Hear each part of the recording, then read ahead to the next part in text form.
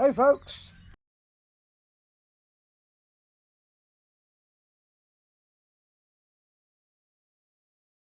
I'm an old biker dude, man.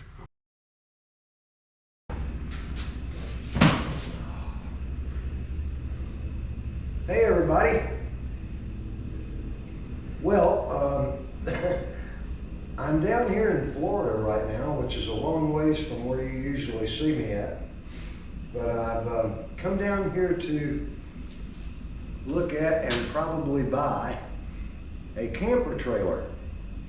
The kind you pull behind your motorcycle, and I know what everybody's going to say. They'll say, what about the power wagon, old biker dude? Well, this is going to be for like longer trips, like going out west and things like that, where I want to set up and have a little better accommodations than like a tent, like I have to use when I'm in the power wagon.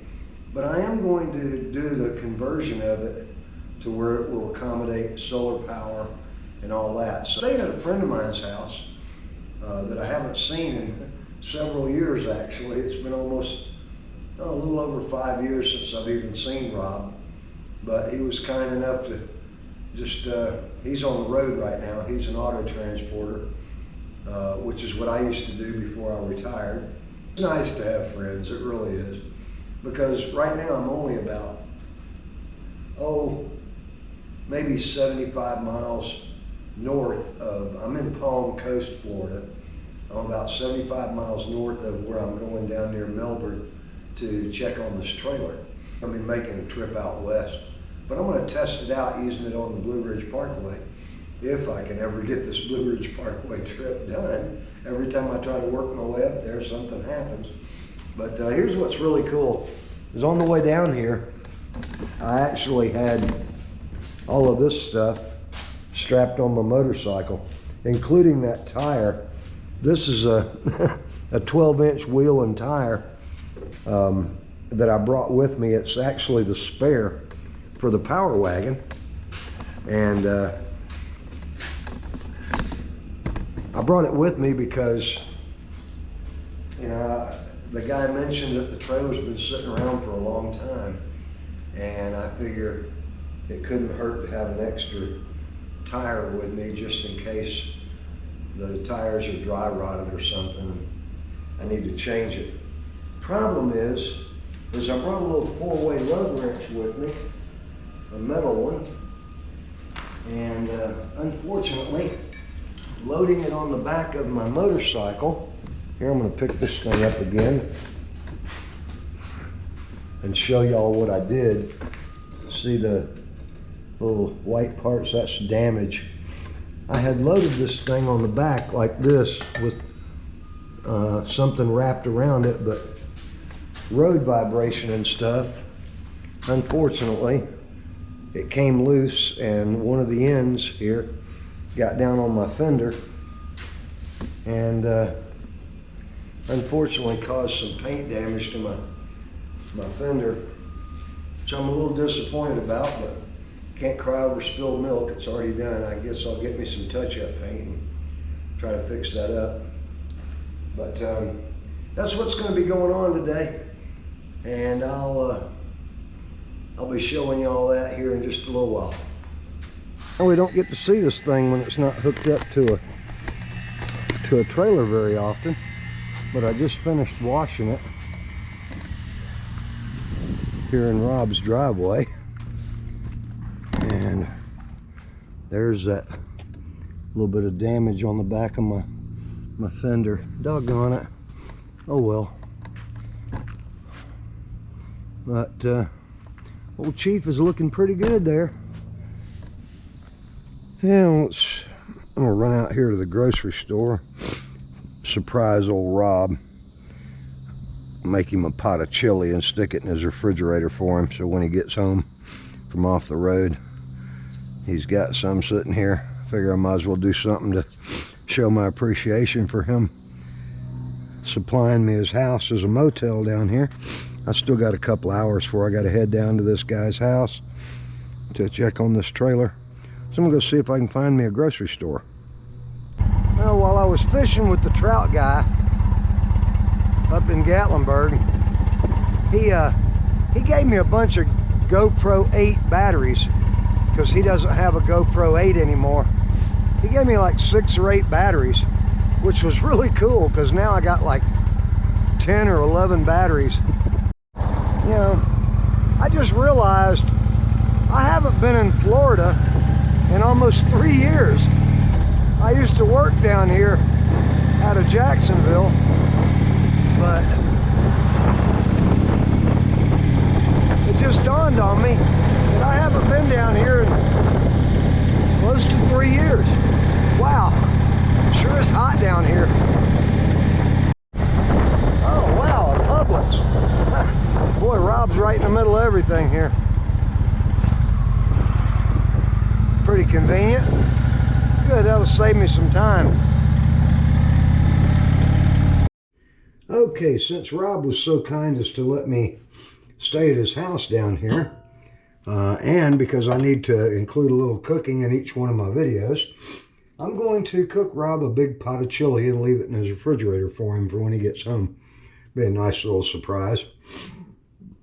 Sharing my homemade chili recipe with you because you guys have become kind of special. I guess it's just, you know, our relationship has gotten to that point. I'm ready to show you my chili. Of course, the first thing we're going to do is ground a little, cook up a little of this ground sirloin, about 1.5 pounds of it. I'll do that right there in that pan. And because I like my chili to have a little bite with it, I'm going to add in a little hot spicy Publix sausage. And I got a couple of handfuls of these little sweet, different color sweet peppers. I usually put about 8 or 10 of those in with 2 pounds of meat. And I'm just going to toss these in with the sausage while it's cooking. And I'll cut up an onion to add in also. And I guess this is the first time that I've actually been cooking on my channel in an actual kitchen.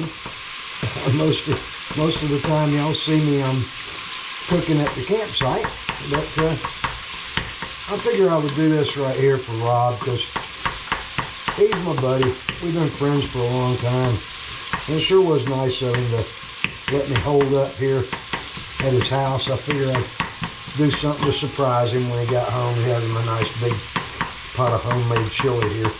And not just any homemade chili, you understand. Now, in mine, I found a little white balsamic vinegar. I'm going to pop that in there with that pork. I love the way that kind of brings pork alive. And there's another little flavor enhancer that I like to use. And it's this ponzu. It's a citrus seasoning, sort of a dressing, almost has a fish sauce smell to it, but sort of like soy sauce. Kind of switch sides so we could see a little better. Adding a little black pepper. Rob's got a couple of little things in here. I wish I was kind of at home, but this will work. Put a little paprika in here. Give that chili some color when it starts to cure. And of course some garlic powder. Not garlic salt. I never use salt, so I always use powders. Salts have too much sodium, and sodium is never good. Oh man, that is really rich, delicious looking sirloin. That's fresh. Man, that's going to make some good chili. Plate number 1 full of onions.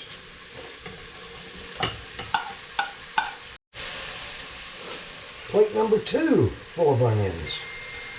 I'm very patient when I make my chili, and I like to process my stuff a little at a time. But those onions and peppers are brightening up the flavor of that pork separately from the beef. I do that on purpose. And then once I've got it where it's all nice and hot, I'm going to take a quart of this unsalted beef stock and just pour the whole thing into this pot. And I'm going to boil it almost like soup so that I break these vegetables down and they almost become a part of the liquid. I do this the very same way every time. I'm going to take one little can of tomato paste and just put that in with that beef. One really cool way to tell if it's breaking down real good, I'll bring the camera down and show you, is the color of the liquid in there. See, it's a mix between that red, orange, and yellow. And that, you know, it's breaking down and becoming a part of that liquid, and that's working out real good. I love the taste of sweet pepper and onion in the background of the chili sauce.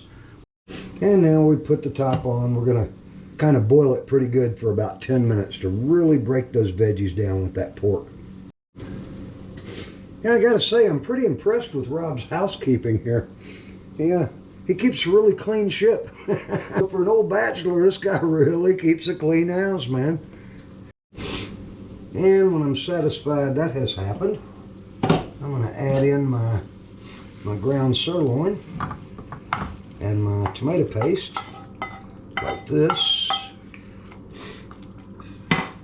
And then this may seem a little strange, but now I'm actually going to cook the other half of my pound of pork over here separately.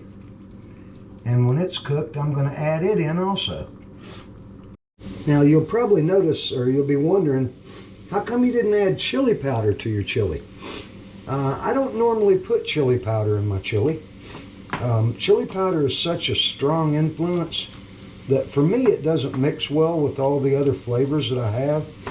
And if you'll notice, my color is starting to come out. I'll show that to you in the camera. See the color of my liquid? That's actually starting to look very chili-like without the chili powder. And I got that color basically from having the paprika in the beef. And then I'm also going to get a little bit more color from the tomatoes. I always use this Del Monte, the diced tomatoes that say zesty chili style on the front. It's a non-GMO vine ripened tomato. I mean, this is next best thing to using your own tomatoes right out of a ball, sealed jar. And then I just add my beans, and I do add the liquid.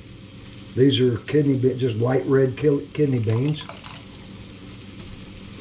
And then the other one is a mix of chili beans, which are pintos, and kidney beans. And we're going to have a good mix here, and I'm going to simmer this for about 45 minutes. One thing I am careful about once I reach this stage with my chili, because of my tomatoes, I don't want to scald that tomato sauce that's in there. And so I'm very careful to build up to a very, very slow simmer. I never let it actually boil. I just want one little bloop here and a bloop there. I call that bloop bloop mode. Okay, now to answer the question about why I waited on this pork here to be the last. If you'll notice, I've cut this up to where it's in bigger chunks, and I did that while it was individually in the pan, so I can add it into the chili as a separate ingredient, sort of. And what it does is it puts lots of bigger chunks of the spicy pork in there, and that's so in almost every bowl there'll be 4 or 5 bigger chunks of that pork, and that's sort of important to me because I like that nice big chunk of pork not being all broke down. And I'm careful when I stir it not to break those down while it's simmering in the pot. Okay, couldn't find any paper towels, so I'm going to use a coffee filter to insulate that from Rob's wooden table here.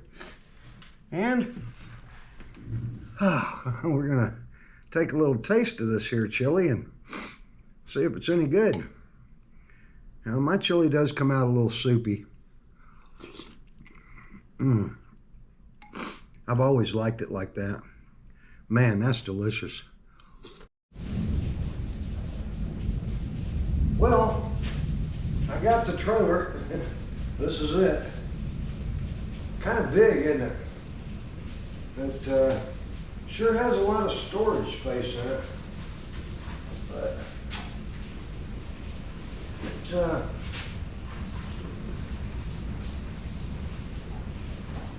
part you see right here contains the tent.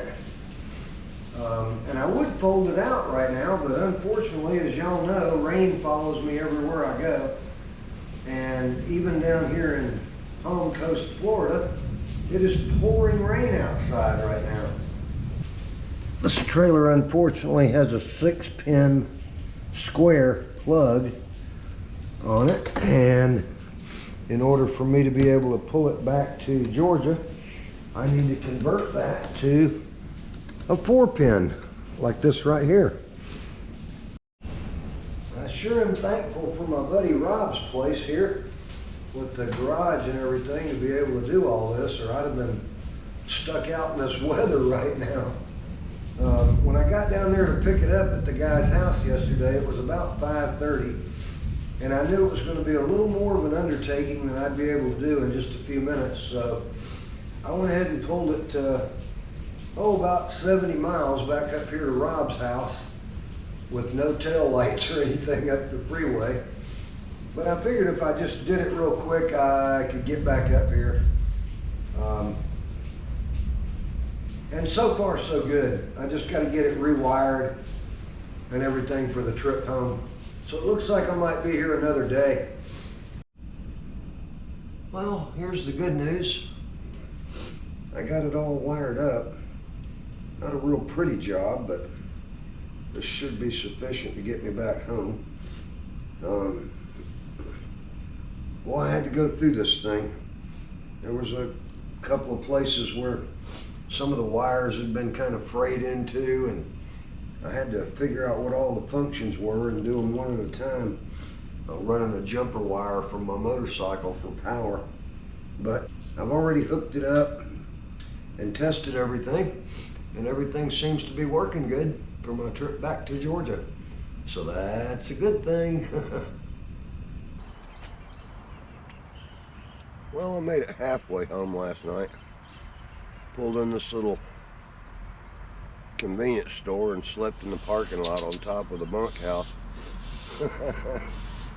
But I'm on my way home. I should be there in 3 or 4 hours. But oh, today's gonna be a good day. Oh, I need some coffee. Okay, much better. Got me a cup of coffee now. Well, guess it's time to resume this little journey. Boy, that little 3-hour power nap sure came in handy though. Kind of cool having a trailer that you can sleep on top of. I mean, that thing's 6 foot long. That's really kind of convenient. All right, let's get this party started.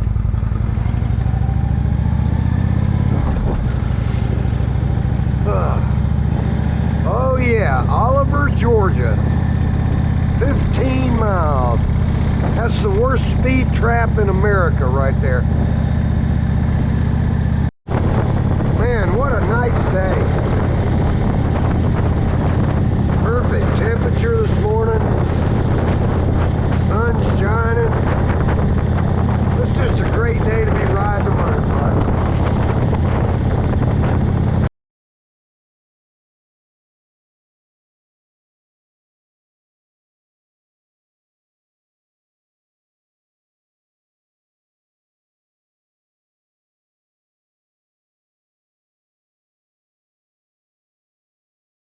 I'm an old biker dude, man.